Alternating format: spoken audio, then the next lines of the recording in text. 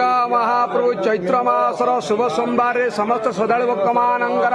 मंगल करिब धवलालिंग महाप्रभु निसंदन दान प्रदान कर रोगिणा रोग मुक्त कर अंधक चक्षु दान करिब धवलालिंग महाप्रभु समस्त गुआवश भक्त मानंकर मंगल करिब मनोकामना पूर्ण करिब आपणक पाखरे जे भक्त मान मनोकामना रखिछन्ति मनोकामना पूर्ण करिब धवलालिंग महाप्रभु समस्त श्रद्धालु भक्त मानंकर व्यापार वाणिज्य उन्नति करिब चाकरी क्षेत्र उन्नति करिब जड़ेवा स्थले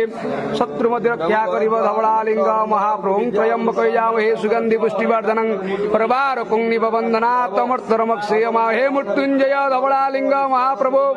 संसार मंगल करंतु जगतर कल्याण करंतु आपणक महिमा प्रकाश करंतु हे मंगलमय धवलालिंग महाप्रभु समस्त गुआवश भक्त मानंकर मंगल करंतु मनोकामना पूर्ण करंतु धवलेश्वर महाप्रभु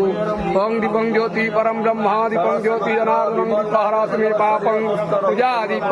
नमः श्री धवलेश्वर कवाना विख्यात आनंद कुमार हरि बोल।